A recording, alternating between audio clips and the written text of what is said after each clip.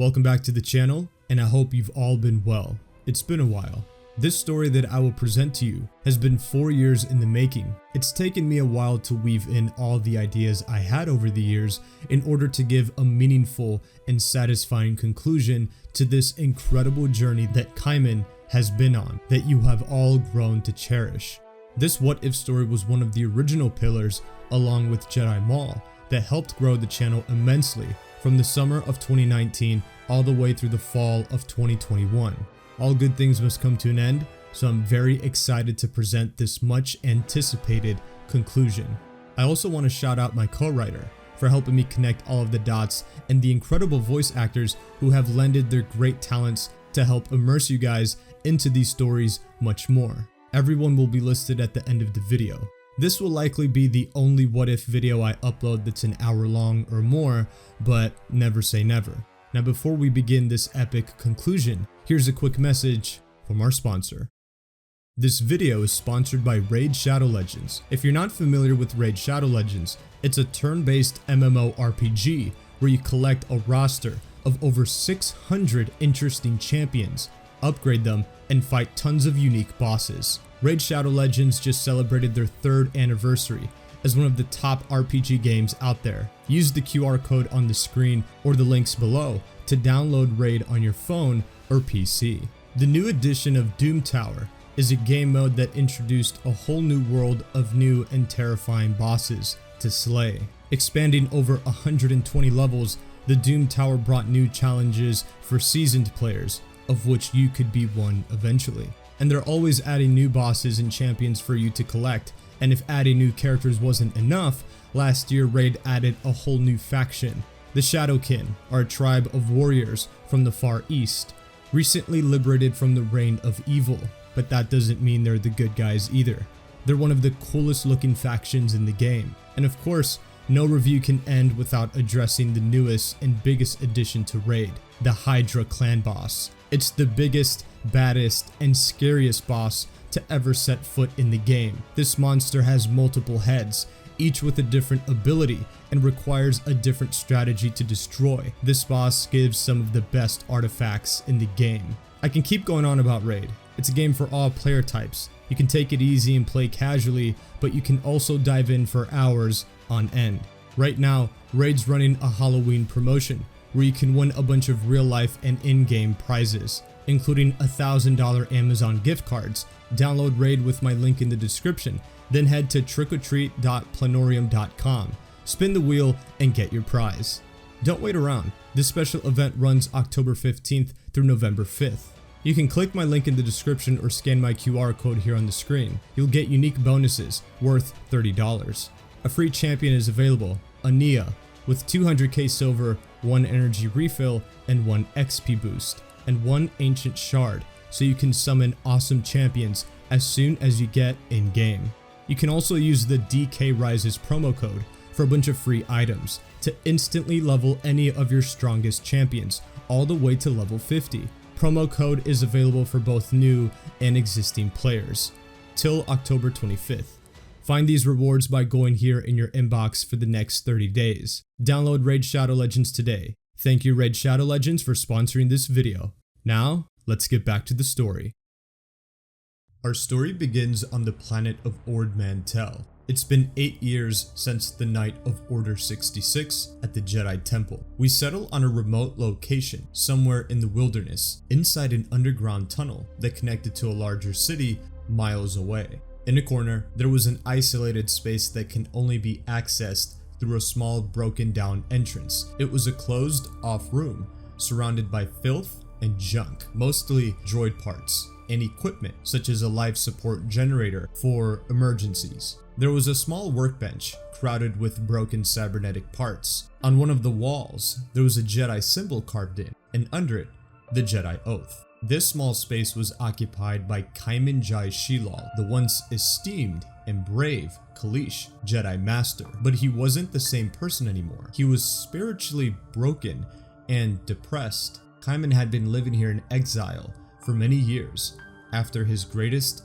failure and defeat. There were rumors among the townspeople of a tall droid living in the wilderness. His armor and appearance was nearly unrecognizable. It's damaged, dirty, worn out, and covered with a ripped cloak. Key parts of his armor, such as the Jedi symbols on his arms and forehead, have been scratched and chipped off, such as other components of his armor, like his shoulder pads, shin, and gauntlets. The stoic white appearance of his armor that once resembled a heroic knight of the Republic had been consumed with dark stains and damages. It's degraded. This helped him disguise his true identity when near other people. Kaiman had been asleep on this day, resting his mind and what remained of his body, but it began again, the one thing that constantly kept him awake and broken, the nightmares of Order 66. As he saw flashes of losing to Anakin and walking into the council chambers, only to see the dead bodies of the younglings he swore to protect. His reptilian eyes suddenly opened wide. He gasped for air and quickly sat up from his bed, but the broken joint parts of his legs were too weak. He tripped over and fell on the ground, severely damaging his already worn out cybernetics. He laid on the ground and whispered his master's name, begging for guidance. For Kaiman, it was very difficult to blend in certain places.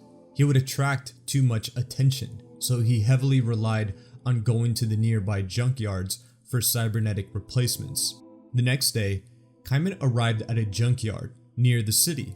He began to scavenge for any parts that could permanently fix the issues on his legs, but after some time, he had no luck, so he was forced to enter the city. Kaiman reluctantly approached a vendor on the side of a street where cybernetic parts were being sold. He eventually found the specific piece he needed. However, this was the last one available, and another customer wanted the piece too. The individual argued with Kaiman, claiming that he saw the part first and was entitled to it. Kaiman ignored the person and paid for the part. The patron became angered and began to argue loudly. As Kaiman turned his back to carry on with his day, the annoyed person grabbed his cloak and ripped it off of his body. This revealed Kaiman's full cybernetic body and started to attract unwanted attention. What caught people's attention was his lightsaber that was tightly strapped to his waist. To Kaiman's surprise, stormtroopers were arriving and they acknowledged the commotion that was happening. He quickly grabbed his robe off the ground and placed it over his body to conceal his true cybernetic form. The enraged customer began to get the attention of the stormtroopers, and shortly after, a nearby citizen approached the scene and instantly recognized Kaiman. This stranger was oblivious and acted like an admirer, telling Kaiman that he and the others believed he perished along with the rest of the Jedi. Long ago, during the Clone Wars, Kaiman participated in a battle during which he saved the people of Ord Mantell. His heroics were held in high regard, and he became a local legend as the Jedi in shining white armor who saved their lives. As stormtroopers circled in, they apprehended the angry customer by clubbing him with a blaster to the chest. The troops then commanded what they believed was some random droid to raise its hands, as they overheard him being referred to as a Jedi through whispers. Kaiman felt the tension and he was anxious. The soldiers got closer and continued to threaten him. Kaiman shoved them away, slamming one onto the vendor's countertop. They aimed their blasters, to which he ignited his golden colored yellow lightsaber and began to deflect the blaster bolts. Kaiman slightly struggled as he hadn't used a lightsaber in a while, and with the weakened cybernetics, this only made him more worried and desperate to escape to avoid conflict. Kaiman was forced shortly to flee back into the wilderness. He took a shortcut by first hiding in the city's sewer system.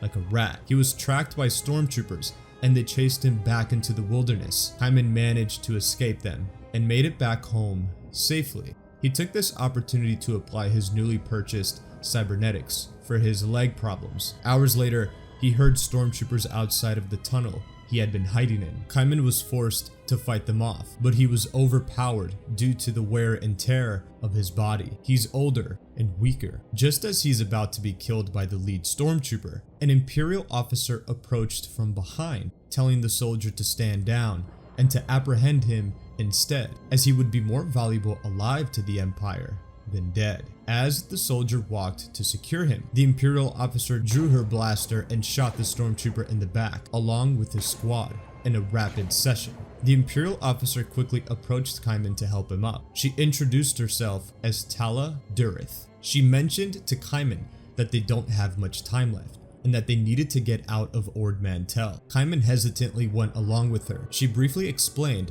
that her role is to help surviving Jedi. Tala mentioned that she overheard Imperial chatter of a lightsaber-wielding cyborg attacking people in the city hours after he escaped into the wilderness, where she found him. Tala believed that the great Kaiman Jai Shilal of the Jedi Order could be alive, so she arrived at the planet as soon as possible to find him. At first, he was hesitant to trust her, but after saving his life, Kaiman could sense she was telling the truth. As the two approached the city, it had been infested with Imperial troopers searching for Kaiman. Tala explained that there was no possible way they would be able to make it out to the docking bay undetected. So they came up with a plan that involved Kaiman hiding in a crate with other droids as she moved it into her transport ship. It was nerve-wracking, but they managed to successfully escape Ord Mantell in one piece.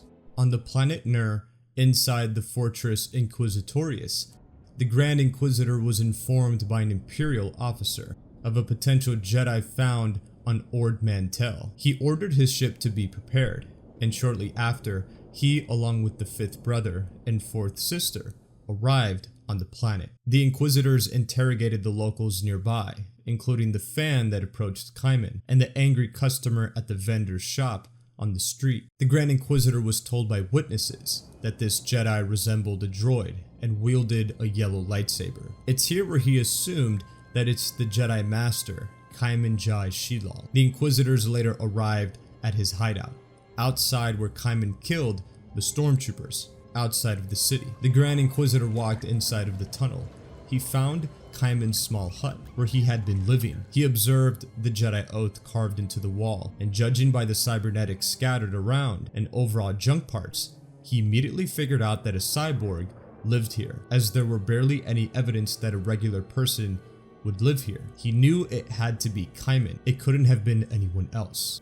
After escaping with Tala to the planet of Jabeem, Kaiman was helped by some of the workers there. He was fixed up and given brand new working cybernetics to improve his overall body movement. After he was fixed, Tala approached the Kalish Jedi Master. She sat by him and explained what this network was. She told him it's called the Path. The Path was the name used by some members of an underground anti-imperial network that operated on various planets during the Great Jedi Purge. The Path worked to shelter Jedi and young Force sensitives from the Empire in several hidden locations across the galaxy, smuggling them to safety and giving them new identities. Tala then explained why she became disillusioned with the Empire. As they spoke, Kaiman noticed a wall with various carvings of Jedi that had come along the path where he currently stood. He was relieved to know that other Jedi survived the Purge. Kaiman believed this whole time that every Jedi had been exterminated, with the exception of Yoda and Obi-Wan, though he wasn't entirely sure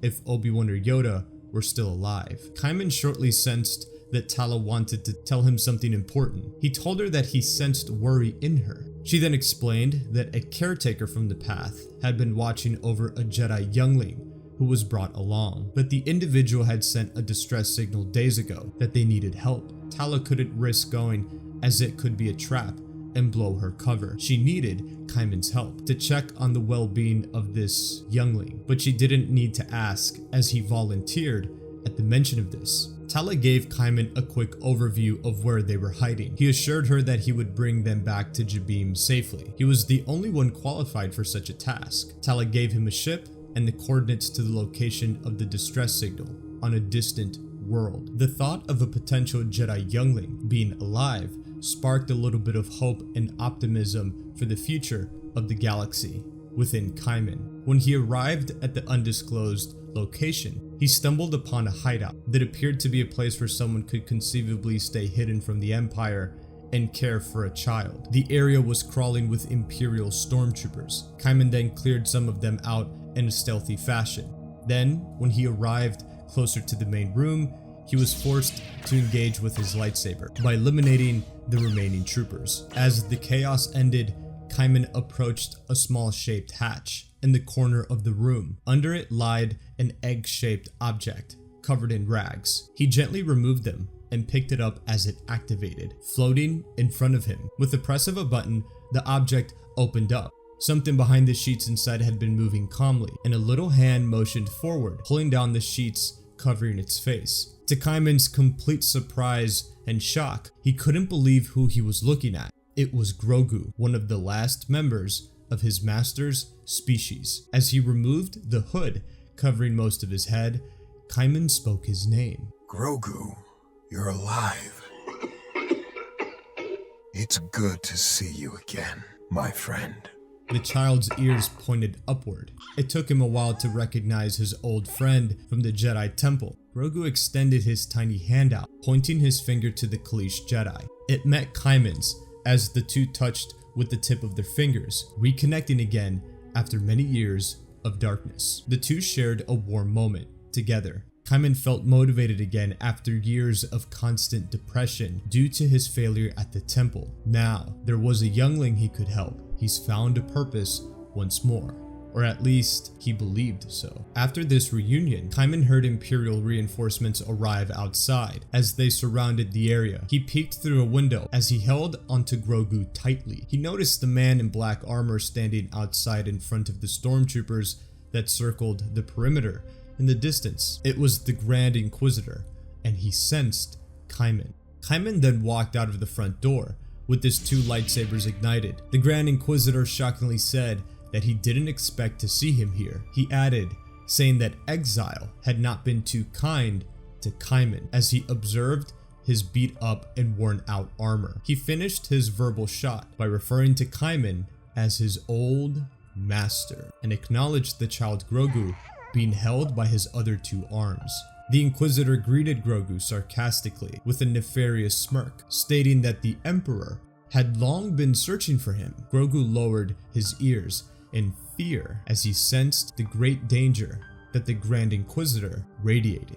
To his complete disbelief, Kaiman recognized the Grand Inquisitor as one of his many old students from the Jedi Temple. He was disgusted to see what he had become, an agent for the Emperor and a traitor to the Jedi Order he swore an oath to. Kaiman was hurt because he once considered the Grand Inquisitor as a brother, like the other temple guards he trained and mentored. The two former friends exchanged a few words before the chaos ensued. Just as Kaiman made it clear that he would not surrender, he instantly made a quick dash into the nearby wilderness, into a terrain of vegetation. The stormtroopers chased after him and Grogu, while the Grand Inquisitor took another route in attempts to cut Kaiman off. Just before reaching his ship, Kaiman engaged with his old student briefly. He got the slight upper hand and was able to escape to the ship with the child. They left the planet safely. Arriving to Jabeim, Kaiman brought Grogu to Tala. He told her they encountered a Sith Lord after he described the Powin to her. She told him based on the description that it was the Grand Inquisitor. Tala then began to explain what the Inquisitors were to Kaiman, fallen Jedi who now serve the Empire, and were tasked with hunting down any remaining Jedi. Kaiman figured they were fallen Jedi, since the Grand Inquisitor was once a student of his within the Jedi Temple Guard. They then discussed the fate of the child. Kaiman and Tala both agreed that Grogu was safe being with the Jedi Master, as he was the only one fit to watch over him, and already had an established personal connection with him, especially given their history during the Age of the Jedi. Kaiman saw Grogu as a chance to redeem himself from his past failure. He felt obligated to protect him, since he failed to save the younglings during Order 66. He couldn't fail Grogu like he failed his students on that horrific night. As Tala prepared some supplies for Kaiman, he and Grogu sat alone in a room,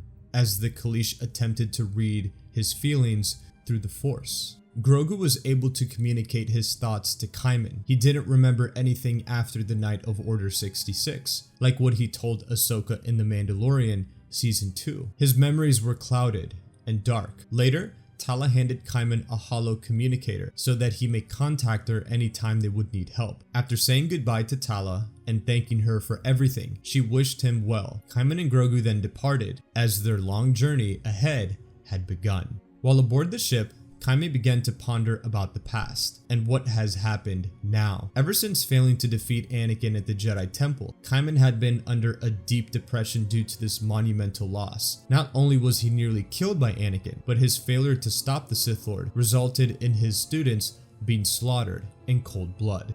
He had constant nightmares about this. Hearing the children's screams echo throughout the halls of the Jedi Temple haunted him in his sleep. One of the many things that consistently kept him awake was his broken promise to the younglings that he would keep them safe and that they would survive that night. Kaiman's mind started to get clouded with sadness, anxiousness, and fear as all of those memories begun to flood in. He had felt responsible for everything and placed the burden of every bad thing that has happened onto himself. He believed it was his responsibility to destroy the Sith and fix everything. If one believed in the prophecy of the Chosen One, it is Anakin that would accomplish such a task, but he had fallen to the dark side. So Kaiman, like Obi-Wan and Yoda, believed that Anakin was not the Chosen One after all. Grogu could feel Kaiman being consumed by these emotions of failure and sadness. He completely understood and related to him. He gently placed his tiny little green hand on Kaiman's robotic one. The cyborg noticed this and looked to Grogu. He was taken out of the dark moment. He appreciated the warm and compassionate gesture that Grogu showed. Kaiman thought that meeting and saving this child was a sign of his newfound responsibility and purpose, which was to take care and possibly train Grogu so both may confront the Sith. He was still heavily misguided and lost. Kaiman wasn't completely sure on what this all meant. He was a believer that the Force made everything happen for a reason. After a few weeks of deep thought, he decided that his next objective was to reach out to Yoda for desperate wisdom and guidance, if he was alive. But most importantly, knowledge to confront the Sith and what to do with Grogu. For this, he set course to the ancient planet of the Jedi, Tython. Once he located the Scene Stone that he learned about in the Jedi archives as a young Padawan, Kaiman sat on top of the rock and began to meditate. Coming here was so that he could communicate with Yoda through the Force. Shortly after his encounter with his old master, the Grand Inquisitor informed Darth Vader of the reappearance of Jedi Master Kaiman Jai Shilal on the planet where they suspected a Jedi was hiding and that he was watching over a youngling. He specified that it was Grogu. Vader was intrigued that Kaiman was alive, as he believed he had killed him years ago at the Jedi Temple when he force pushed him out of a window and crushed his chest. The mention of Grogu piqued his interest, since his master, the Emperor, had Grogu on a high priority list for reasons even he did not know. Vader ordered the Grand Inquisitor to deploy probe droids into nearby systems from where he escaped. Back on Tython, Kaiman had been meditating on the Scene Stone. The energy of the stone had consumed him, forming a force bubble around the Jedi Master. In his mind, he attempted to connect and reach out to Yoda. After some time, he was able to reach out. Kaiman eventually opened his eyes and saw his master. Master, are you there? Can you hear me? I need your guidance. Please speak to me. Always with you, I am. Good it is to hear your voice again, my old Padawan. I have missed your presence, Master. It's been a long time. A very long time. I seek your wisdom. I've found the youngling, Grogu. Grogu, you say? Found him, you did? He is under my care. I was forced out of hiding. In my journey, I found him, alone. What must I do with him, Master? I believe it was the will of the Force that I was brought to him. Indeed. The will of the Force, this was. Relieved I am of this news. Brought new purpose this discovery has. For what purpose? Your training. The lesson I spoke of years ago. Training? Now? What about the child? Aren't I to destroy the Sith and train him? I must avenge my greatest failure. What must I do if not to confront the Sith? Believe that to be your destiny. I do not. Your responsibility, Grogu, is. Revealed in time, your path will be. But for now, your new training has begun. I have no other purpose, Master.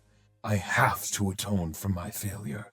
It is all that clouds me. Find the wellspring of life, you must. Your questions, answered they will be there. Go, my apprentice. The Force, guide you at will. Kaiman and Grogu then left Tython. Across the galaxy on Mustafar, inside Vader's castle, the Dark Lord had contacted his master to update him on the reappearance of an old foe and a priority to his master. Lord Vader, what requires my urgent attention? It has been revealed that Kaiman lives. Are you certain? Yes, my master. We believed him to be dead, but it appears he is alive. Is that all? No, Kaiman is not alone. The Jedi is watching over the youngling Grogu. Interesting. He is still of high priority to you. Indeed, my friend. What would you have me do, master? Finding this child is now your highest priority, Lord Vader. His resurgence is an opportunity we cannot let pass. Before, we were not sure if he had survived your attack on the Jedi Temple, but now he has been flushed out. The child's species is strong with the Force. If he could be turned, he could be a great asset. Yes. He is still young. His mind is not as strong as his pathetic caretaker. Studying this child may lead us to a great many things. Infiltrating his mind as well could lead us to other surviving Jedi, such as Kenobi. Patience, my friend. First, you must correct your mistake. Find Kaiman and destroy him for good. Then you will bring me the child alive to the Wayland facility on Mount Tantus. He will be a great asset to both of us. Kaiman will not survive this time. The child will soon be ours, my master. As the transmission cut, Vader stood up from his seat and prepared to hunt down Kaiman and Grogu as he marched menacingly down the halls of his castle. Deep in space, Kaiman and Grogu had arrived at the place Yoda spoke of. Within the outer area of the wellspring, Kaiman sensed that there was a planet within it. He closed his eyes and focused on his senses. He proceeded to fly the ship inside. Grogu, on the other hand, was unsure and visibly worried. Kaiman comforted the child and reassured him that everything would be alright. After some turbulence, the ship flew to the planet by itself. It made its way to a pit with a glowing geyser. Kaiman proceeded to fly the ship inside. Once he descended and landed on the surface, Kaiman and Grogu began walking around. They both felt the immense amount of energy coursing through them, as the Force was very strong here. As Kaiman continued walking, with Grogu tightly strapped to his chest, he heard a soft voice call out his name. Kaiman. Who speaks? Kaiman. Who's there? Reveal yourself. A glowing orb appeared out of the sky. It flew around Kaiman and Grogu before revealing its full form. It was the Force Priestess that Yoda encountered many years ago. You've finally come. We have been awaiting your arrival, Master Shila. 2 of your kind have walked this path before. How did you know we were coming? Who are you? We watch and study all who are strong in the Force, and that have a higher purpose than most beings in the universe. However, the child is not to walk this path alongside you. You must face it alone. Now, come if you are to begin. My apologies, but I do not understand what it is that I am to learn. As Kaiman followed the priestess through the colorful vegetation, they came across a grotto. Once entering it, Kaiman stood in the center, where the priestess then called to her cousins. The room glowed with various orange shapes and lines, all interconnecting. One priestess mentioned, "Why was Kaiman here?" To which he responded, That is what I am trying to understand. My masters sent me here for training of which I have no knowledge of. I was told my questions would be answered here. I do not know what my destiny is. Your destiny is already set. It is not for us to decide. Why am I here? Your master once walked this path. He has sent you here to learn the great gift. What is the great gift? Is this the key for me to destroy the Sith? Is that my destiny? That destiny is for another. Yours will serve a much higher purpose beyond your understanding. For this, the great gift will be yours. You will learn to manifest your life after death. If destroying the Sith is not my destiny, then what must I do? You must find this within yourself, and in time you will. The priestess with the angry expression flew into motion in front of Kaiman and Grogu. She stated that Kaiman was too broken, weak, and lost, that he does not comprehend the gravity of what he will do, and that his connection to the Force had been severely depleted, since he was physically more machine than man. I do not yet fully understand why I am here, but I welcome your guidance. And you realize what you must do, what you must face. No. Good. Then you won't be afraid.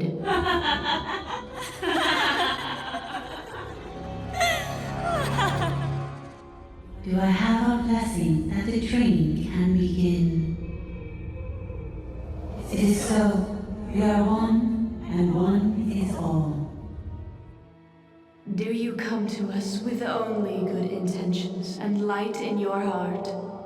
I do. Then the blessing I give, and the training will begin. The priest then spun quickly in front of Kaiman and Grogu. Their faces began to merge. A soft flash of light occurred. Kaiman and Grogu woke up in the forest they had previously been trekking. The Force priestess approached them. Kaiman asked what this place was. She responded, All that surrounds us is the foundation of life, the birthplace of what Jewish science calls midichlorians, the foundation of what connects the living force and the cosmic force. When a living thing dies, all is renewed. Life passes from the living force into the cosmic force and becomes one with it. One powers the other. One is renewed by the other. Kaiman told the priestess that he was aware of this. She then gestured him to follow her. They approached a group of floating like mushrooms. At death, in order for you to preserve your identity, you must know yourself, your true self, and then let go. On that island dwells all that remains unconquered, what in your existence some call evil, otherwise known as fear, all which must be finally overcome before the journey can be taken. Free yourself you must. You must face your evil on that island and defeat it.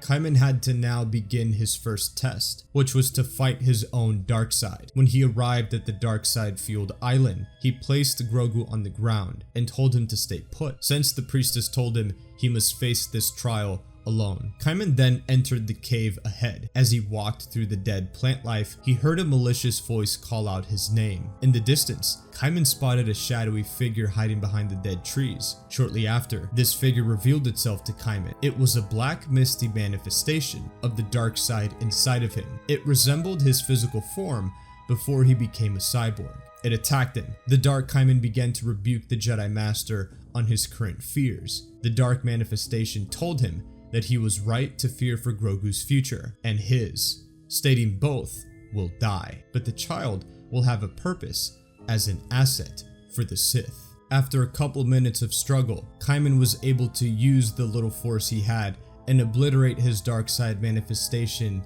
inside of him. This was his first step to reconnecting with the Force on the same level before he was turned into a cyborg. The energy it took drained Kaiman of a decent amount of his stamina. He stumbled to the ground right as Grogu approached him from behind. The child sensed no danger, but he felt Kaiman was in trouble, which is why he came to check up on his new caretaker. Kaiman noticed Grogu and held him with his arms, telling the child that he was okay, but he thanked him for his concern. The Force Priestess then shortly appeared before them. You have conquered your hubris. Now face the temptations you must. When Kaiman stated that the creature he fought was powerful, the Force Priestess responded, What you faced was a reflection of your hubris in the shadow of your soul. Kaiman then told her that he was ready to face the next test. The priestess and her cousins informed him that he must enter the Valley of Extinction and pass through without attachment and the emotions of each priestesses. As Kaiman walked through, his surroundings became an interior of an unknown location to him. He shortly noticed that he was walking through the ruins of what appeared to be a Sith temple, but it was actually the Sith Citadel from Exegol, a massive fortress for Darth Sidious and his future Sith Eternal cult, if that future came to be. Kaiman peeked a few corners as he heard a cackle in the distance before arriving upon a lab. He was horrified at the scenery. He walked up to a Bacta tank that showed Grogu inside. He had test tubes coming out of his body and appeared to be horribly experimented on. Grogu's eyes suddenly opened, glowing yellow like a Sith. This spooked Kaiman, and he slightly stepped back before everything disappeared into mist. When he looked around, he noticed he was in another area of the fortress. He heard a noise in the distance. As he followed the source, he came across a wide open space. In the distance of this space, Kaiman witnessed Grogu being taught the dark side of the Force by a hooded figure. Grogu was shooting Force lightning from his hands.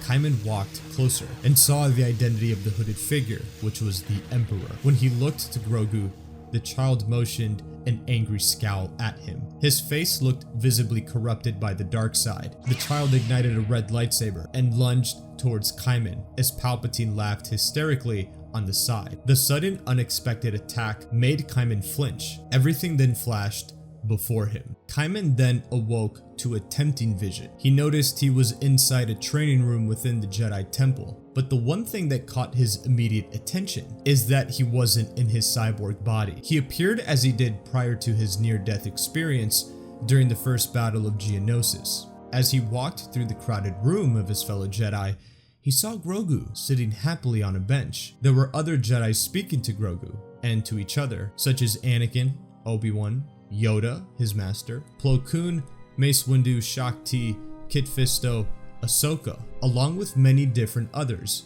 including younglings. As he walked towards Grogu, he was stopped by Count Dooku, who was accompanied by Qui-Gon. He was surprised to see them both. Dooku greeted him and he acknowledged them both, but hesitantly said their names. As he wasn't sure if this was all real, Dooku walked Kaiman to the others, where Yoda had been telling a story to the other Jedi of a time when him and Kaiman were stranded on a moon during a diplomatic mission. Kaiman indulged in this moment for a while, since it brought him so much joy and peace. However, he quickly noticed that it wasn't possible for this to be real. He then stated that this was all an illusion. He pointed to Dooku, calling him a traitor, then to Qui-Gon, saying that he died long ago. He looked to his arms and the rest of his body, stating that he is currently more machine than man, unfortunately. Kaiman then glanced to Anakin and called him a disgrace to the Jedi Order and a traitor as well. Everyone in the room turned into black mist and faded away except for Anakin. The room got darker as Anakin gave Kaiman a scowl. He drew his lightsaber and ignited it. As a red glow illuminated the dark space around him, he ran towards Kaiman to cut him down, but he remained still. As Kaiman understood this was a falsehood, the vision stopped, and Kaiman heard a subtle breathing sound, which he couldn't identify what it was. Kaiman opened his eyes and saw that he was standing in a jungle pathway in front of a waterfall. The glowing orb appeared before him again as the priestess reappeared out of thin air along with her cousins. The main priestess congratulated Kaiman, telling him that he had done well, but that his training was not complete. He asked how shall he complete the training. The other priestess, with a sad expression, flew in front of him and informed Kaiman of his next step. You must face the ultimate test, the ultimate seduction, the gravest of journeys. You will travel to Moribond, journey to the ancient homeworld of the Sith. Face all that you fear, all that haunts your soul! Kaiman went back to his ship with Grogu after hearing this information, and he set course for the ancient Sith world of Moriband. He was one step closer to completing his journey, at least he thought so. Once they arrived, Kaiman flew the ship towards the Valley of the Dark Lords. Grogu lowered his ears and whimpered slightly, since he could sense the immense dark side presence in the area. The ship landed, and Kaiman picked up Grogu, strapping him to his chest with his cloth-made pouch. Kaiman reassured Grogu so that he didn't feel unsafe or afraid. He walked through the red sandy terrain of the valley, eventually coming across a ruin. When he walked towards the middle, he sensed that something dark was nearby. A group of shadowy figures began to appear from the ground, digging themselves up. A circle of dead zombified younglings surrounded Kaiman and Grogu. These were Sith spirits disguised as dead younglings from the Jedi Temple, ones Kaiman failed to protect. The malevolent Sith ghosts appeared before Kaiman to haunt him and Grogu. They had started to hiss and behave oddly. As Kaiman looked around, he was a bit spooked, as was Grogu, though Kaiman quickly stood his ground to show them that he was not afraid. The younglings began to taunt Kaiman on how he failed to save them during the night of Order 66. They stated that he was a coward who ran and hid, just as he's doing now, instead of fighting back the Sith. Grogu was getting scared, so he hid deeper in the pouch. The Sith spirits continued to gaslight the Jedi Master into believing these things, such as that he will fail to save Grogu, and then nothing but death, loneliness, and misery awaited him at the end. Before they vanished, they morphed into their true forms, as they did to Yoda during his trip to Moriband many years ago. Once they were gone, Kaiman ignored their attempted manipulation tactics, and instead proceeded forward into the Sith Temple. Back on the planet Nur, the Grand Inquisitor had returned after failing to capture Kaiman, where he found Grogu. While meditating privately, he sensed a disturbance in the Force and contacted Lord Sidious to inform him. Sidious said he had felt the disturbance, and it was similar to the one he felt before. He said that a Jedi must have traveled to the Sith homeworld of Moriband. The Grand Inquisitor realized he had sensed Kaiman landing there due to a Force bond they had forged when he joined the ranks of the Jedi Temple Guards. This was a similar bond to that of Dooku and Yoda, which is how Dooku was able to sense Yoda on Moriband and also informed Palpatine. No sooner had he realized this that Sidious confirmed it must have been Kaiman. Palpatine commanded the Inquisitor to go apprehend the Jedi Master to atone for his loss of the target Grogu. Sidious told the Inquisitor that capturing him would be no easy task and recommended he bring backup. The Grand Inquisitor heeded his words and ended the call. Shortly after, Sidious contacted Vader in his castle. He told Vader that there was a lead in the search for Master Shelob. Vader was commanded to take his flagship, the Devastator, to the Moriband system to reinforce the Inquisitors and provide higher security restraints for the Jedi. Sidious told Vader that he did not trust the Inquisitors to transfer the child to him, only Vader. As Kaiman entered the Sith Temple, he saw cinders flow out from a central sarcophagus. These cinders flew into the air, forming the image of an armored Sith Lord. The Sith asked Kaiman several questions. Why did Kaiman come, if he was aware of his identity, and if he came to be trained by him? Answering these questions, Kaiman told the Sith that he was dead. The Sith, which was identified by Kaiman as Darth Bane, the creator of the Rule of Two, asked him what he saw before him, if not Bane reborn. Kaiman said he was an illusion. Doing so caused the cinders to retreat back into the sarcophagus. Once all had disappeared again, the sarcophagus slid back to reveal a stairwell deeper into the temple. After taking the stairs, Kaiman entered yet another cavernous chamber. At the far end, he saw a large, gaping archway. As he made his way across the room, the Force priestesses appeared before him. They said that all the tests before this one were under their control, but what he would encounter in this next chamber would be out of their hands. They could not interfere. They revealed that the dark chamber beyond the archway was the chamber where Sith would sacrifice Jedi. Mustering his courage, Kaiman continued in this place of absolute darkness, both in a literal and spiritual sense. He had to rely on his hearing to maintain his bearings. Every adjustment of a joint, every metal plate sliding against each other, every cough seemed to echo endlessly off the walls.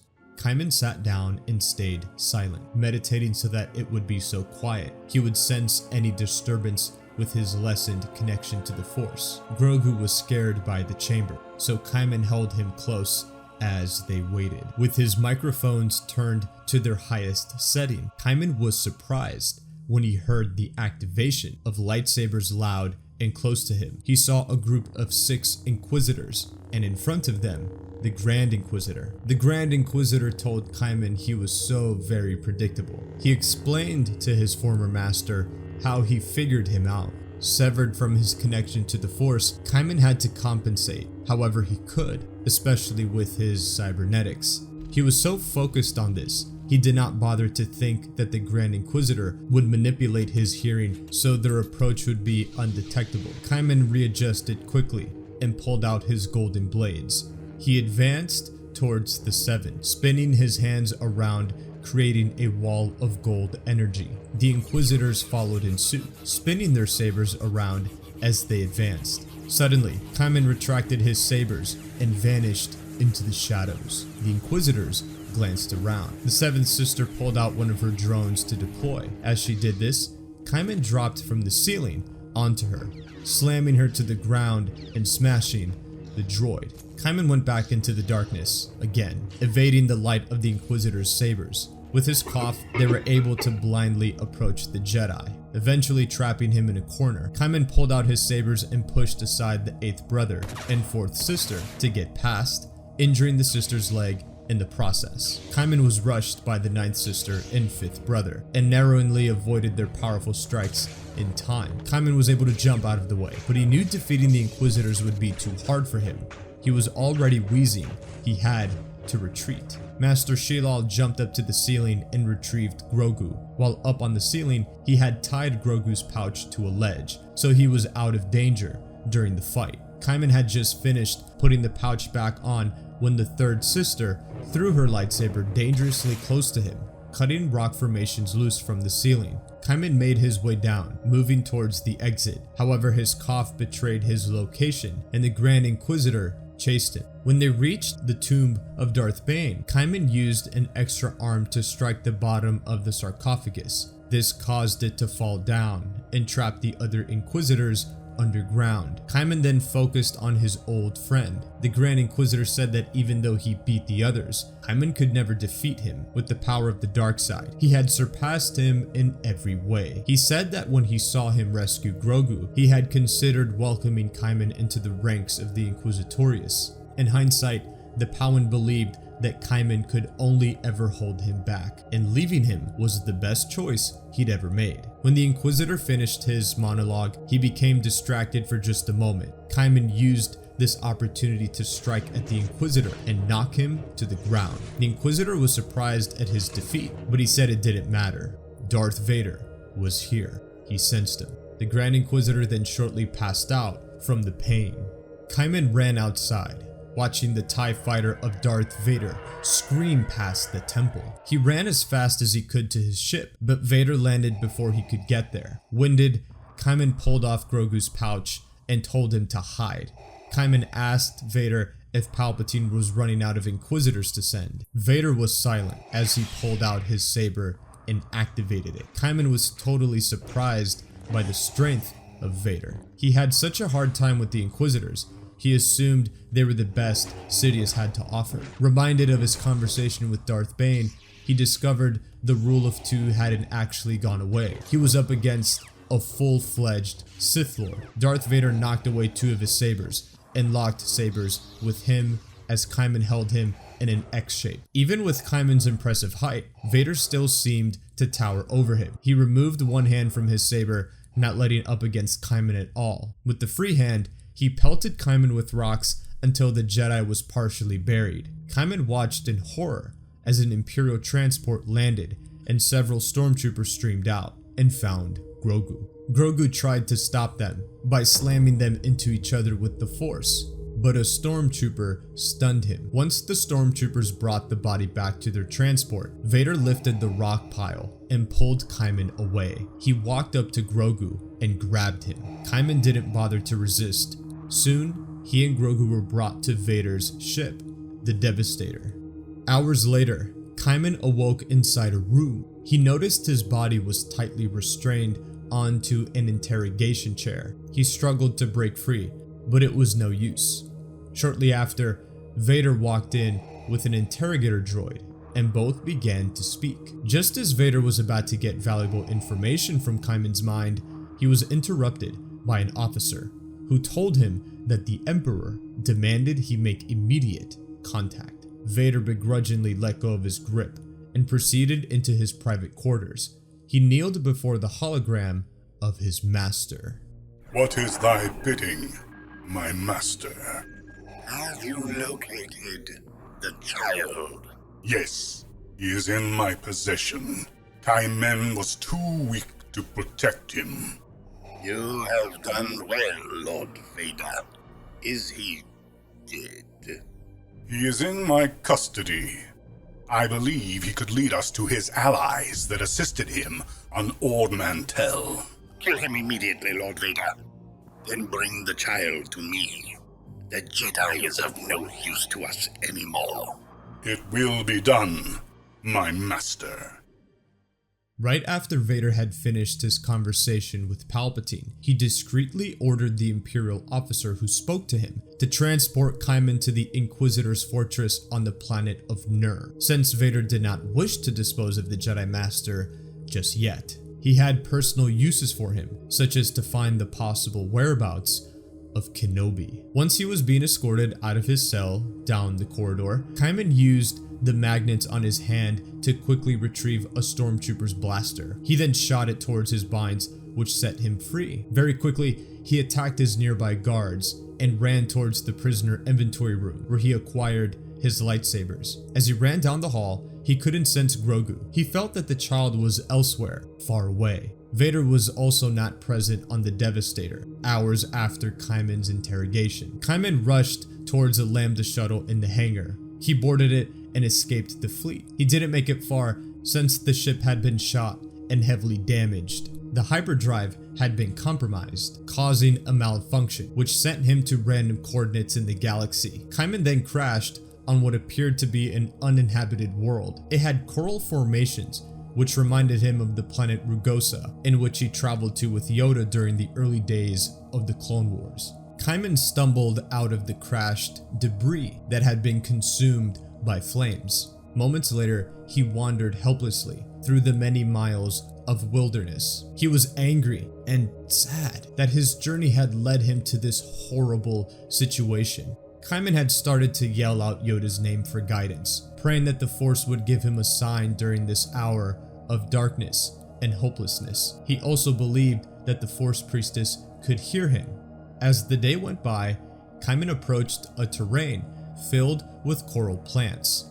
His cybernetics were beginning to wear out due to the crash and his battle with Vader on Moraband. He had no more energy or willpower to continue walking. The Jedi Master collapsed down due to fatigue and sadness. Seconds later, the enormous coral plants in front of Kaiman began to move. The rumble of the ground was loud enough to wake him from his despair. Kaiman looked up in disbelief as a giant beast revealed itself.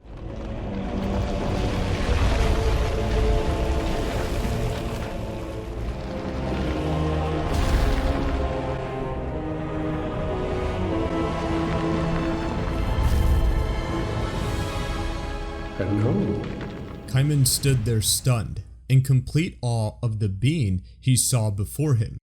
On the planet Wayland, within the Imperial facility, Grogu had been cuffed inside a holding cell, to which shortly after, Darth Vader walked in. His intimidating mask and size scared the child. Vader told Grogu that he will soon become a great asset to his master. The Dark Lord commanded the nearby guards to transport Grogu into Palpatine's private laboratory within the facility. The child was placed on a secure interrogation chair and moved out of the cell. Vader arrived in the landing bay. He soon saw Palpatine's personal shuttle appear in the atmosphere. Once it landed and Palpatine walked down the ramp, accompanied by 2 royal guards, Vader informed his master that the child was waiting for him in his personal lab. The Emperor complimented Vader on successfully bringing him. When Palpatine and Vader arrived inside the lab, Palpatine approached the child with a grin on his face. He greeted him with a sinister tone by referring to Grogu as his little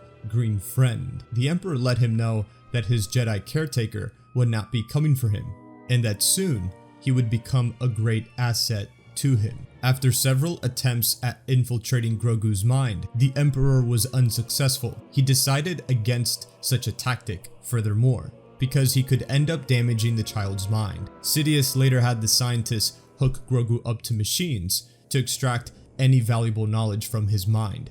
On top of his biological makeup, they prepped to take various blood samples and begun tests.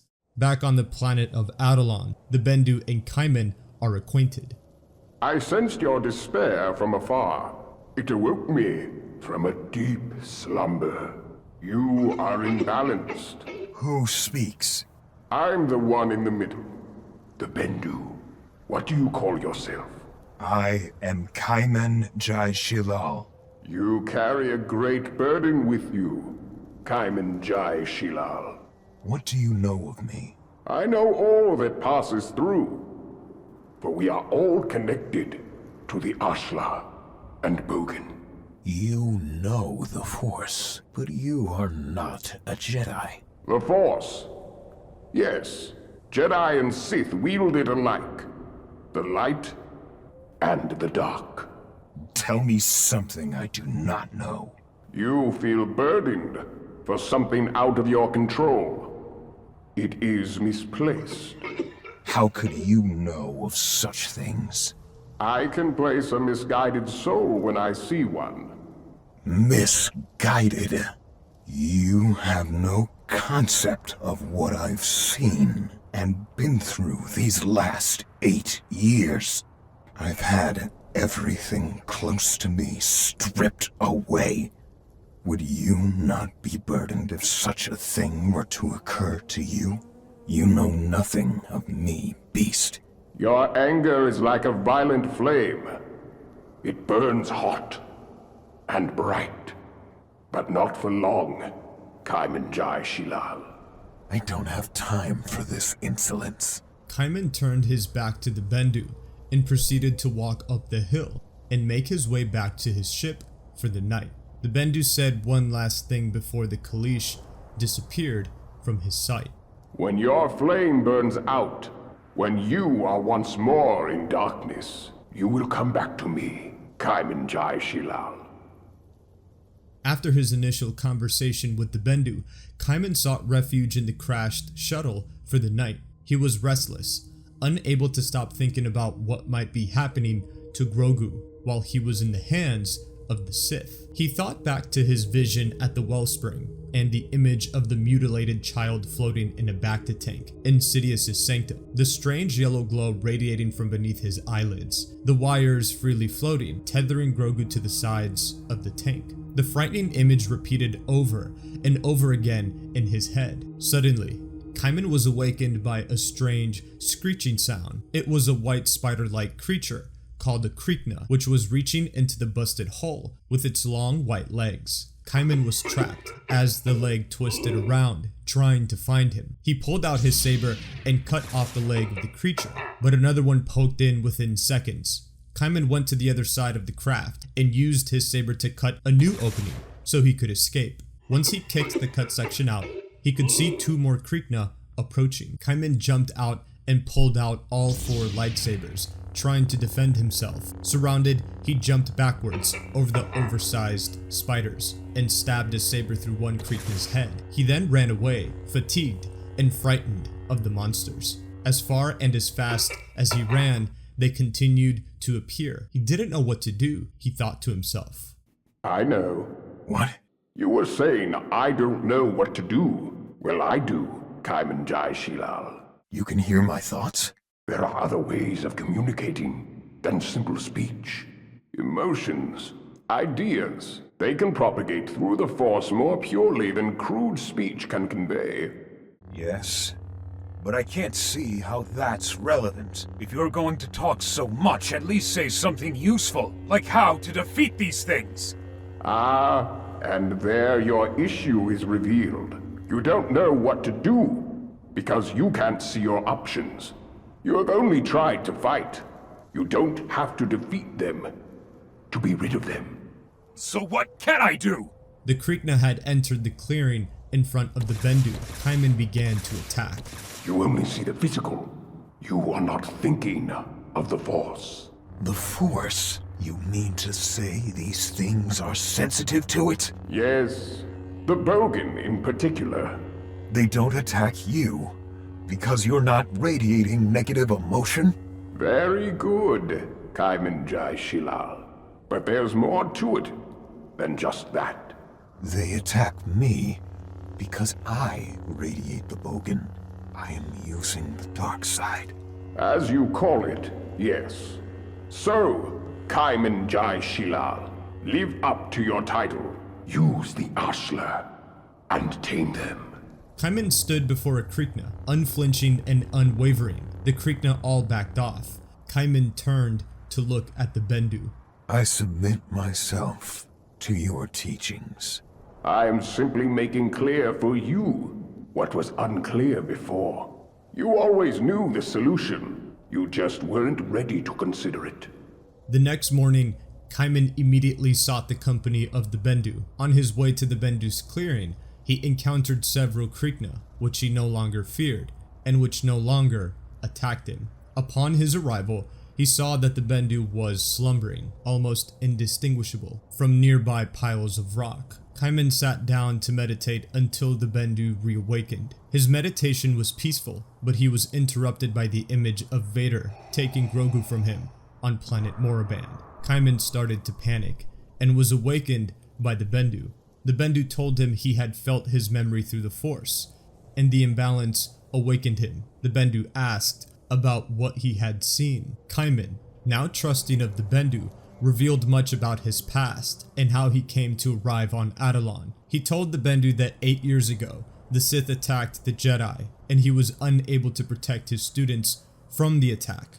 Recently, he had found one of his old students and had cared for him while he searched for answers about why the Force delivered the child to him. Kaiman explained how he sought out his former master, who directed him to an order of Force priestesses, who taught him about a great gift.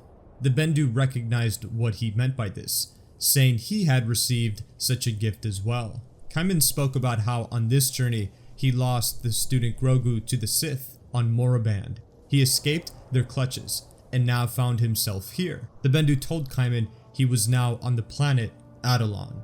As Kaiman continued, he said that he believed that Atollon was meant to be his final resting place, to die in misery and defeat after failing to protect one of his many youngling students again. Kaiman was of the belief that he could use the power of the great gift to defeat the Sith, but like the priestesses mentioned in the Wellspring of Life, that is not his role. He wondered aloud if the Bendu was supposed to judge him for his time in life. Kaiman said he believed that the power was key to taking them down, and that once he left the physical world, all would be well. The Bendu laughed at this suggestion. He didn't agree that death was the best option for Kaiman. Influencing the real world from the netherworld of the Force would be very difficult for Kaiman. Moreover, Bendu knew Kaiman's destiny, and it lied along a far different path. The Bendu continued by saying that a better future is impossible without seizing the present. Things would not be better if he avoided his problems in life. Things would not be better if he died. It was just like what happened with the Krykna. Running only made the problem worse. Kaiman had to face the Sith and save Grogu if he wanted things to be better. When Kaiman faces the Sith, he doesn't have to kill them to defeat them, just like with the Krykna. He had to find peace in the fact that they couldn't hurt him. Kaiman had nothing to lose and everything to gain by facing the Sith. So why can't he? He couldn't answer the Bendu, so he changed the subject. Kaiman pointed out that he will fail if he tries to fight the Sith, because his connection to the Force is distant and hasn't been maintained for years. The Bendu asked him to reach out and levitate a stone near him. Kaiman told the Bendu he couldn't. He's known for a long time that he will be unsuccessful. The Bendu then said if that is the reason why he doesn't lift the stone, or if it's because he's afraid of seeing what will happen. Kaiman got angry and told the Bendu he isn't afraid of the rock not floating, then reached out. After a few failed attempts, to his surprise, he lifted it with ease.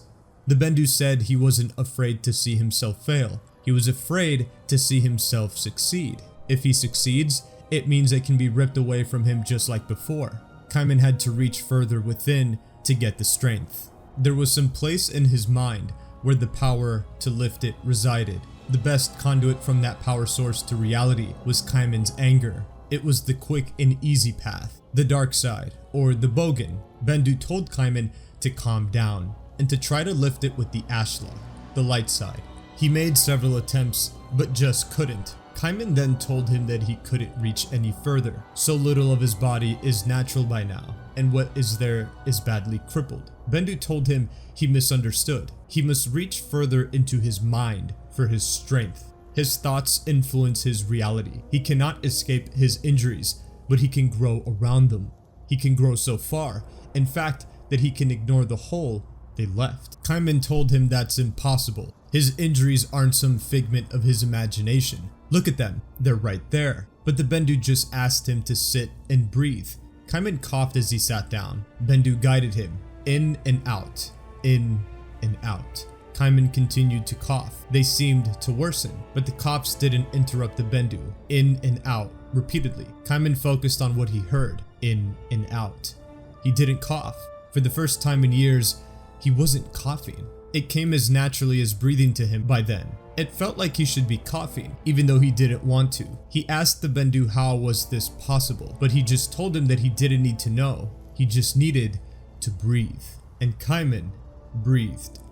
He felt whole again, and in a way he hadn't felt since before Geonosis. He was healed. The Force flowed through him strongly again, weaving the air around his injuries and allowing him to breathe without pain. They wouldn't hurt anymore. Kaiman looked down at the rock and used his joy as his condition being neutralized to lift the stone. It rose with ease and grace. The Bendu told him that he can face the Sith and there is nothing to lose from trying, so why doesn't he? All the good Kaiman was feeling slipped away and he felt defenseless. He asked the Bendu if he thought he was being a coward for not trying before and not giving the thought to rescue Grogu because he immediately gave up.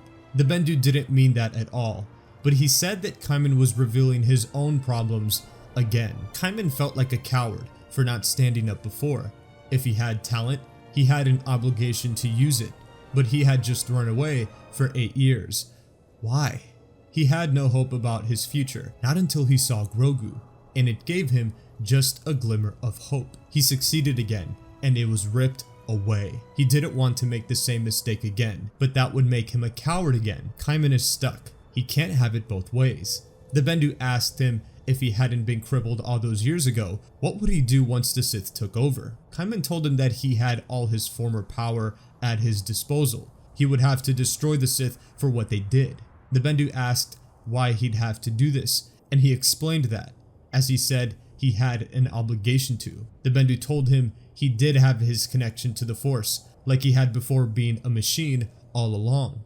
He just wouldn't admit it. It was all just a mental block. That connection would never be coaxed out by the fight against the Sith. The thing that brought the real Kaiman was Grogu. That glimmer of hope he provided was just enough to reactivate him. Helping Grogu was what Kaiman really wanted, not destroying the Sith. Kaiman wouldn't admit he had his powers and skills all along. because then he'd be obligated to use it. Kaiman was too scared to use his power, but he didn't want to think of himself as a coward. If he thought he was powerless, then that absolved him of any responsibility to fight. The longer this went on, the harder it would be to change, since it would be proved that he could have done something the whole time. But being a coward wasn't inescapable. It wasn't too late for him to turn himself around and try to be brave. It would never be too late to do the right thing. Face the Krykna, face the Sith, face his responsibility and true destiny. The Bendu continued by saying that Kaiman's goal of destroying the Sith wasn't actually his. He had been viewing his journey from a tunnel-visioned perspective until the Bendu had opened his mind to the possibility of that not being so.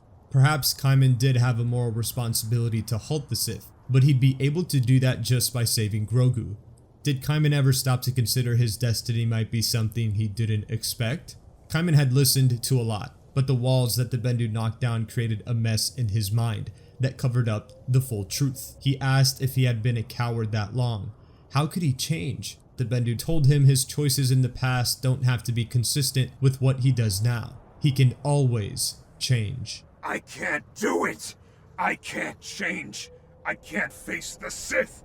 I can't save Grogu! I will fail! You don't know that. You can't know unless you try, unless you choose to do the right thing. I don't want to try, because if I fail, then what? Things will be worse than before. I'm not responsible if I just don't do anything. You are already responsible. If you fail, it won't matter because you did something. Something is better than nothing. Even if all you can give Grogu is just a glimmer of hope before you die, things will be better than if he has no hope at all. Don't you remember what Grogu's glimmer of hope did for you? Imagine the power that Grogu could get from that. Tears welled in Kaiman's eyes, and as he wiped them away, the mess in his mind cleared. He knew what he had to do now. I'm ready, friend. I am ready to try. Do or don't. It will matter that I tried. Very well, Kaiman Jai Shilal. But one lie yet remains in your head. It is not a lie kept by yourself from yourself, but one kept from you by another. What is it? Bendu gestured down towards a cave. Down there, the final answers you seek. But beware. That place is filled with the Bogan. It is where the Krykna rest. For that is calming to them. I will be careful. Thank you, friend. As Kaiman wandered through the open terrain, he came across the entrance of the cavern that the Bendu referenced. He stepped inside and could immediately feel the dark side presence. Igniting his lightsaber as a source of light, Kaiman ventured in deeper. The walls of the cave got smaller and more claustrophobic before he stumbled upon a wide open area with various tunnel entrances. His feelings told him to enter into the right tunnel in front of him. With each step he took, Kaiman heard the squelching sounds of the Krykna's goo spread across the ground as his metal feet made contact with the disgusting substance. Since he had heightened olfactory sensors built within his mask, Kaiman couldn't avoid smelling the strong, rotten odor that filled the air. After some time, he heard strange noises coming from the cave. He went in deeper, and to his shock, he came across a nesting chamber of Krykna, but it was empty. He saw various dead bodies lying around. They were younglings. He was disgusted, sad, and frightened, as this brought back traumatic memories from the night of Order 66. He looked down a pathway that was filled with yet more dead younglings on the ground. He heard children screaming in agony, which made him shiver. He hadn't heard screams like that in a long time. He stopped in his tracks and noticed a strange, human-like figure. There was a blue light glowing in the darkness faintly. The light illuminated the dead corpses of the children. As the figure got closer to Kaiman, it became surrounded by dead younglings, the same ones from the Jedi Temple. A hooded figure walked out. Kaiman motioned into a fighting stance as he whispered under his breath, "Skywalker." The hooded darkside Anakin then lunged towards him with a powerful strike. They clashed lightsabers as the two then began fighting. He locked his sights onto Anakin's glowing yellow eyes. He was a bit afraid, but still confident. When the Bendu told Kaiman that he would find answers he sought, he didn't expect to confront this nightmare which had been haunting him ever since he lost to Anakin at the temple. This was one of his greatest fears, and now he had no choice but to confront it. Kaiman got the upper hand and killed this dark vision of Anakin by stabbing him through the chest. He got closer to the body and he began to hear a disgusting squelching sound as Anakin's face began to melt. His whole face had morphed into a black skull mask, with his skin and flesh all stretched out in a horrifying manner. The body soon melted away into the soil. Kaiman was shocked. He recognized that mask. It was the black armored Sith Lord who captured him and Grogu on Moraband, Darth Vader. This is how Kaiman came to know that the Sith Lord was Anakin this whole time. As Kaiman approached, he took a moment to look up at the night sky, the galaxy shining vibrantly downwards, coating the landscape in a blue glow. I see another imbalance within you has been lifted, Kaiman Jai Shilal. Yes, but I fear it has opened up others. If Darth Vader is the same as the Anakin Skywalker that defeated me years ago, how can I succeed now? Still self-fixated on winning, I see. But I sense I have told you all I can about being good enough. Know this, the knowledge you have obtained is not a warning. It is a privilege. But I somehow feel more afraid than before. Nothing has changed in your situation, Kaiman Jai Shilal. Your enemy is the same as before. But now, you have a powerful tool at your disposal. The knowledge of his past. Whether or not you use it is up to you. The Bendu paused, giving Kaiman a moment to understand. What the Bendu said made sense. He should use this knowledge against Vader. Now I know what I must do. Destroying the Sith is not my destiny, is it? That is all I've been trying to tell you. Now I feel as though I've interfered far enough already. Be gone from this place, Kaiman Jai Shilal. You need not return. Goodbye then, friend. May the Force be with you. The Force is always with me. Kaiman trekked back to the wreckage of his ship. Parts of it had been torn up by the Krykna by now, but he had another option to leave. Kaiman repaired the ship's communication systems to send a distress signal to Jabim. Kaiman waited at the wreckage for support to arrive. Later, as the sun rose, an Imperial shuttle landed outside nearby. Tala rushed over to the wreckage, where Kaiman was lifting himself off of the ground, where he slept.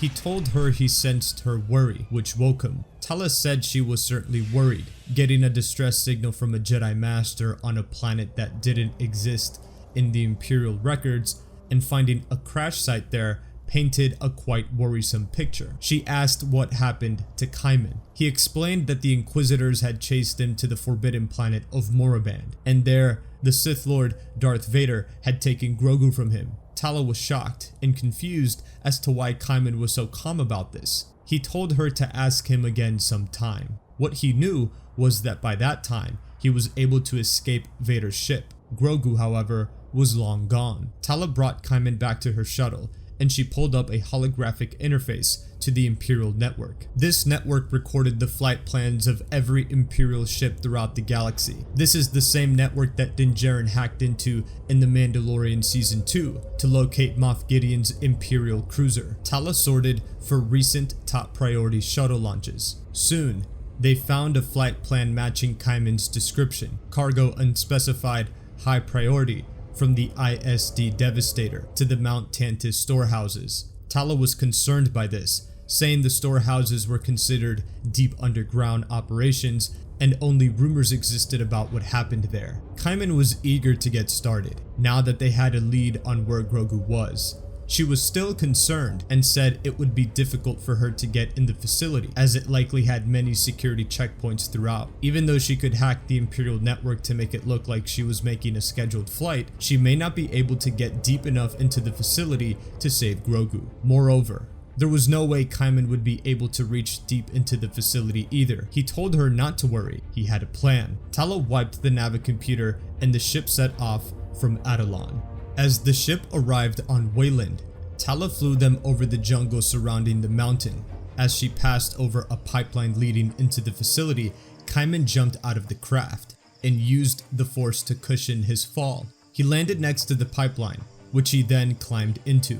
Kaiman was warned by Tala that even the slightest electrical charge from his cybernetics would set off the whole pipeline. He walked calmly and kept this information from weighing on his mind. Meanwhile, Tala landed her shuttle in the main hangar bay of the facility. After she stepped out, the ship platform was lowered and the ship was concealed inside the mountain. She was relieved to see that her security codes were enough to get to at least the outer portions of the facility. Soon, she found a terminal and waited for Kaiman's signal. While she waited, she searched the system for what happened to Grogu and if there were any files on him. While she couldn't see what happened, Tala was able to locate the child in the cloning chambers deep in the facility, specifically a personal lab for the Emperor.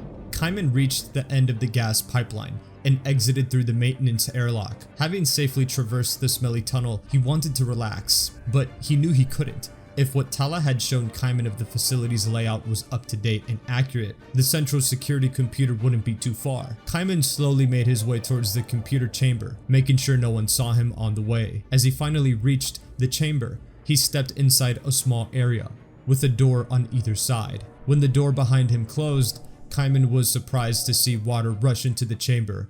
It was an airlock. The computer was water-cooled. In another part of the facility, scientists were scanning, poking, and prodding Grogu, trying to get results. One scientist drew blood and confirmed a high M count. As the doctors finished up, an ISB agent walked in. The doctors all stopped to look at the agent, but he told them to continue like he wasn't there. The lead scientist said she and the others were nearly finished.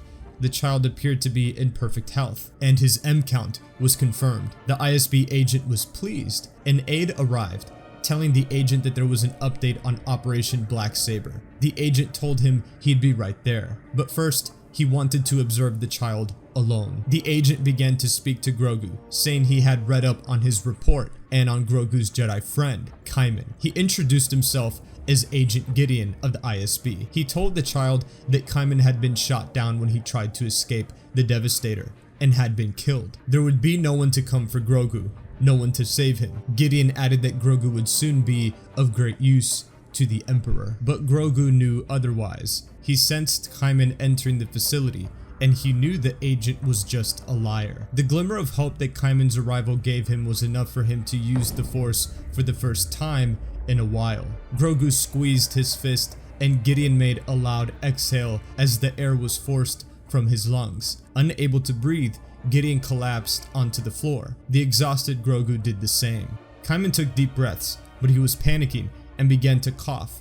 He remembered what the Bendu taught him, and he started to center his breathing once again. But alas, the water was too high, and he had to make do with what air he had. The airlock door opened, and Kaiman pushed off into the chamber. He activated his sabers and cut out large pieces of the computer. Although this set off several alarms, parts of the computer were still functioning. Kaiman continued to slash at the computer to completely destroy it, but felt the need for air. He became fatigued. The water was hard to swim through. He finished slashing and turned to swim out of the water system, but he was getting more tired every second. Eventually, he was just short of reaching the airlock door when he involuntarily inhaled the water. Suddenly, the doors to the airlock released as Kaiman used these last few seconds to open the doors. All the water came rushing out of the chamber, sending Kaiman all the way down the hall. When he came up to, the entire floor was covered in a few inches of water. Alarms sounded across the facility as the main security system went down and backups started up. This was Kaiman's signal. Tala joined the waves of officers running through the halls, making her way deep inside to the cloning vaults. As Tala walked by, she saw many cloning cylinders, although she couldn't make out what kind of clones the Emperor was making. She averted her eyes and made her way further inside. Tala found the chamber holding Grogu. Stepping over Gideon's unconscious body, she asked if Grogu did that. She took along the drawn blood vials. carrying Grogu with one hand and her blaster in another. She stunned the next stormtrooper to run by and dragged him into a side room. After a quick change, she was in the armor and was carrying Grogu to the hangar deck. As she ran, she contacted Kaiman. She told him that she secured the child and he had to go to the escape zone fast. Kaiman responded by saying he'd be there as soon as possible. As Kaiman said this, he came upon a hallway with several stormtroopers shooting back at him. Kaiman detached his other two arms and began to spin his hands around to make a wall of deadly energy that advanced relentlessly. Once the hall was cleared, Kaiman found he was on the hangar control level, where technical crews were quickly locking down all the Lambda shuttles. He sliced up their consoles, making sure at least one shuttle would be free. Kaiman crashed through the window of the landing control area, falling and rolling into the hangar platform alongside Tala and Grogu. He used his saber to deflect blaster fire so they could board a shuttle. Soon enough, they arrived unscathed. Tala put Grogu down on the floor and started up the launch sequence of the Imperial shuttle. Once the shuttle doors closed, Kaiman returned Grogu to his pouch, reuniting with him. As the ship escaped the planet Wayland, Tala began to explain that they had to find a distant place to land. She said that the Empire would be able to track them wherever they went, and she needed to land to disable it. Somewhere far away from an Imperial base would be ideal, like in wild space. Kaiman suggested the planet Kali, his home world. Once the ship jumped into hyperspace, Tala explained that the ship would be transmitting to the Imperial network, that they had traveled to Kali. Normally, in order to conceal her visits to Jabeam or other safe houses, she would hack this network and alter the flight plan of the ship so that it would be accounted for during her absence. However, in the heat of the escape from Wayland, she had no time to slice the Navicomputer, and she could only make these modifications from the outside. Once they landed, she'd have to fix the ship and then escape to Jabeam. Meanwhile, on the ISD Devastator, Lord Vader was informed by an Imperial officer about the situation at hand when he told the Dark Lord that the child was taken and nowhere to be seen. Vader was completely silent. His frustration was immense. He immediately ordered the Imperials to find where that ship was going so he could intercept. Soon enough, Vader boarded an Imperial landing craft with a detachment of troopers. When the shuttle arrived above Kali, Kaiman felt a strange warmth through the Force. He guided Tala to land nearby a large pyramid or ziggurat at the center of an abandoned Kalish village. When they landed, Kaiman told her he was going to investigate the structure with Grogu, who was still strapped to his chest. She nodded, and Kaiman set off towards the village, seeing the top of the pyramid peak above the treetops.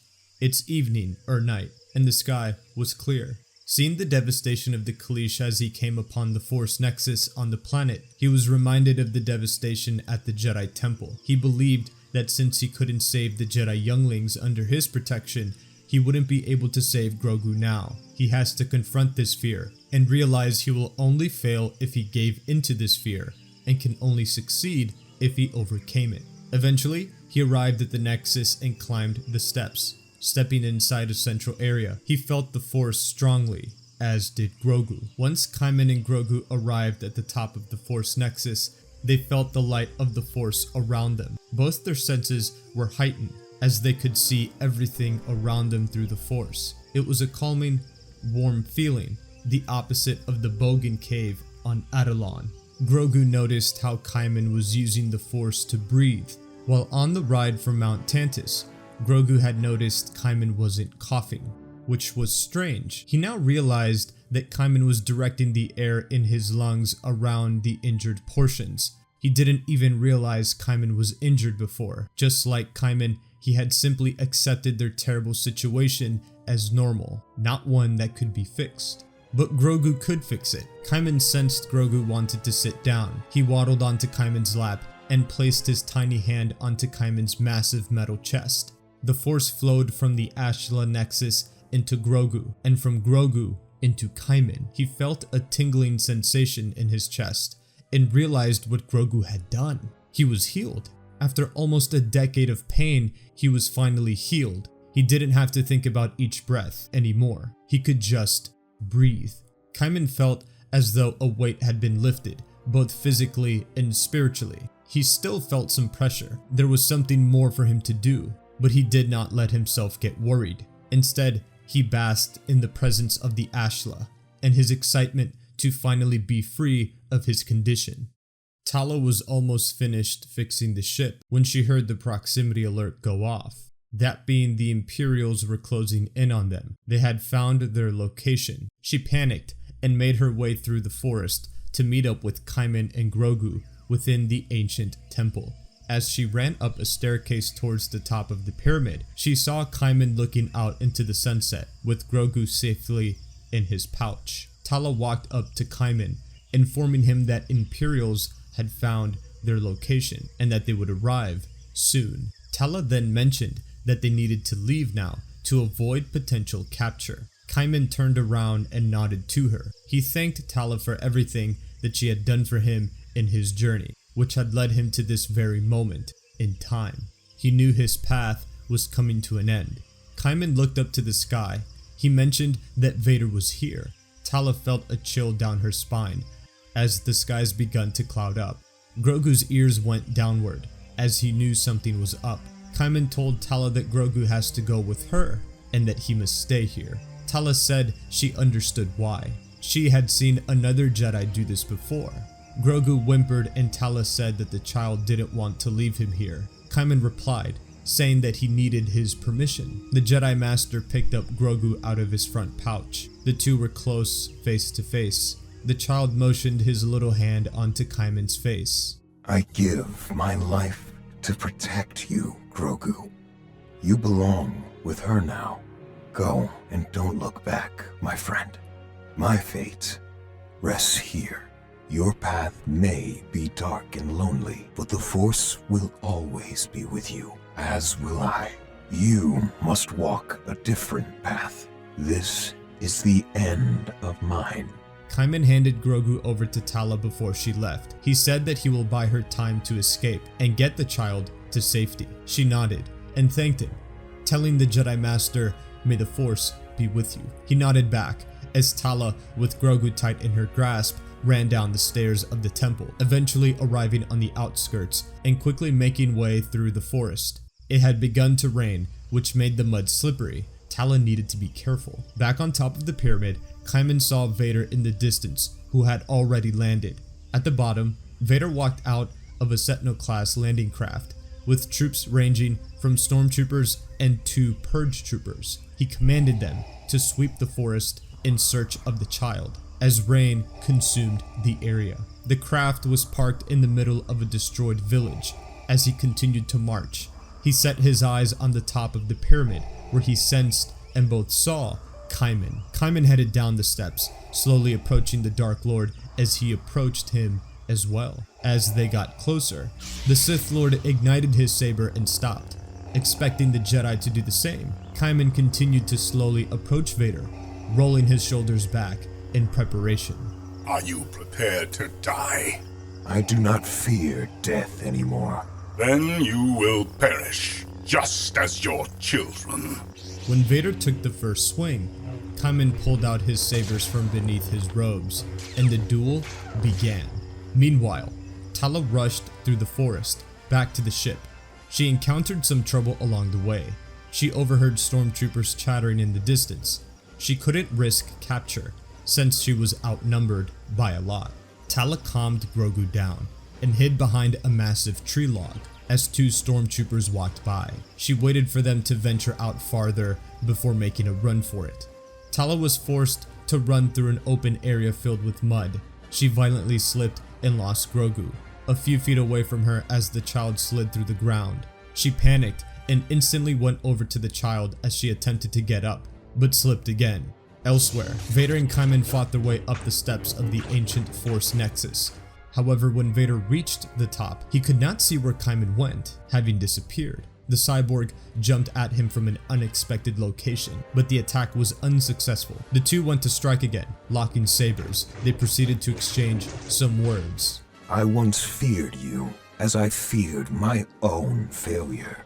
I confronted that fear and saw it clearly for what it was. I see you now the same way. You're still that little boy Qui-Gon rescued on Tatooine, Skywalker. Vader became enraged, breaking the lock and taking more swings at Kaiman. He managed to break through his defenses and sliced off a chunk of his armor. That name no longer has any meaning to me. I destroyed Anakin Skywalker, just as I will destroy you. You will know what true fear is, for you are a relic of a bygone era.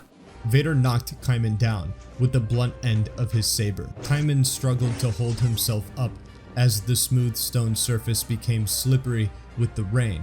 Vader raised his saber above his head.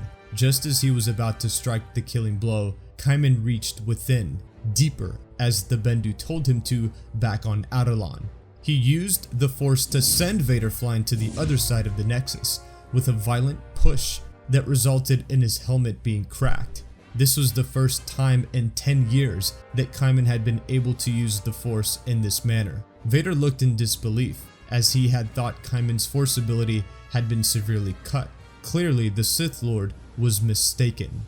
Kaiman knew that his time had come. Vader had worn him out. He couldn't match him anymore. He gathered the ambient flow of the Force around the Nexus into himself and released it in a bright flash. As he did this, Kaiman felt a shift. Everything flashed before him. It felt as if time stood still for just a millisecond. He opened his eyes again, and everything became all so clear to the Jedi Master. Kaiman had started to see quick visions in his head of the future. He witnessed a quick glimpse of a young boy on a farm, standing in front of a binary sunset on a desert world. Then, that same boy, training with his master. He saw how Anakin would return to the light in the end, throwing the Emperor down a reactor shaft. Another vision then flashed again. The Force showed him that Grogu would one day be saved by a Mandalorian and cared for. He then saw another glimpse of the future Jedi Order. The same young boy was now grown up, with many Jedi next to him, including a red-haired woman. After seeing all these visions, Kaiman heard the voice of the Force Priestess one last time. She told him that he had embraced his destiny. This was enough to convince Kaiman he had completed his duties in this life. He had just now experienced a spiritual awakening, feeling the peace within himself and what he's meant to do now. Then everything shifted back. The Force energy released, causing a massive explosion, obliterating everything nearby.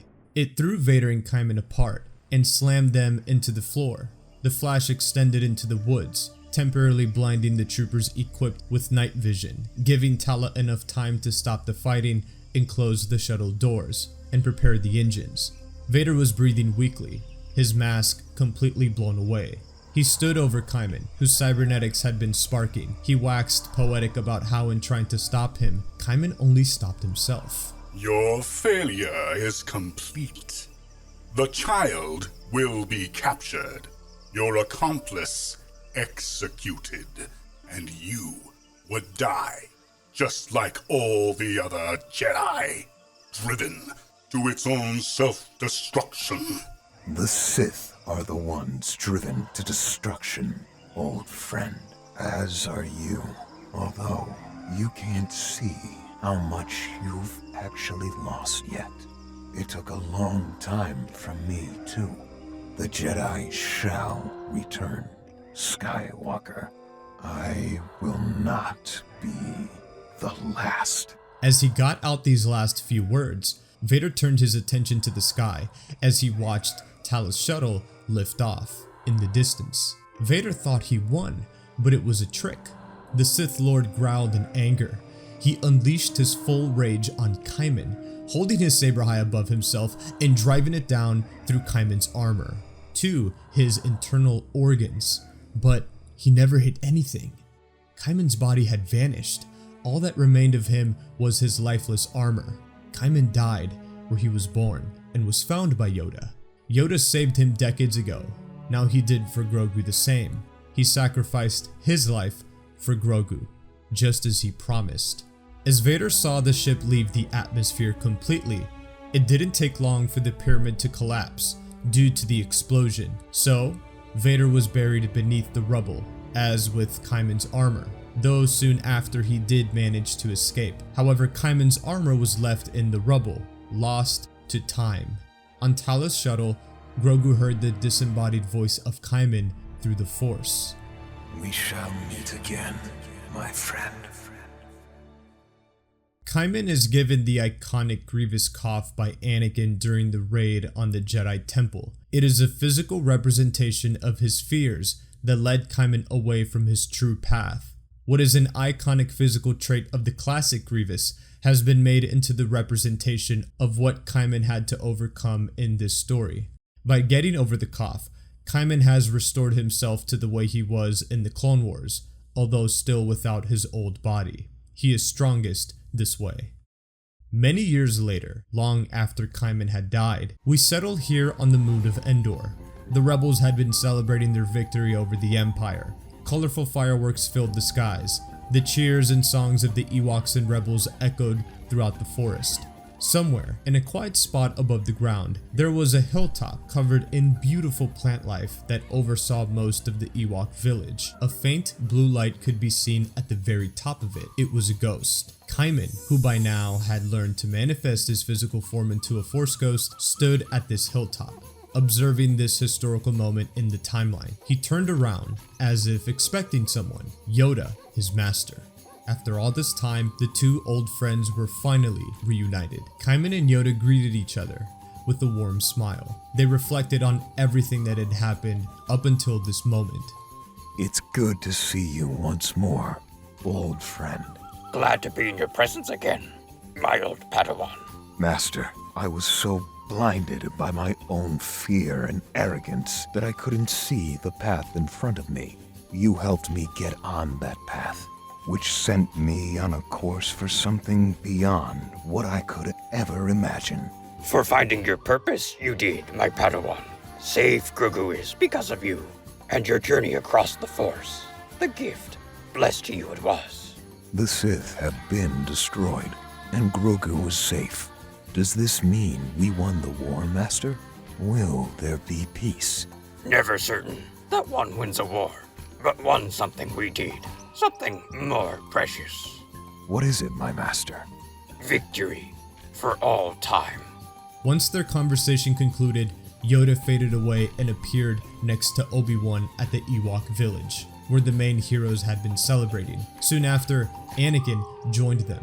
The boy who Kaiman saw in his vision before dying stood there happily, with his sister looking onto his father. Back at the hilltop, Kaiman looked up into the sky, admiring the bright stars, remembering what his master had just told him. He was at peace and full spiritual enlightenment, knowing that he'd successfully kept his promise in securing Grogu's future by playing his role in the universe, not destroying the Sith as he once believed, but sacrificing himself so that Grogu could survive and live on. He redeemed his greatest failure by saving the last of his younglings, as he will always be with Grogu in this world and in the next.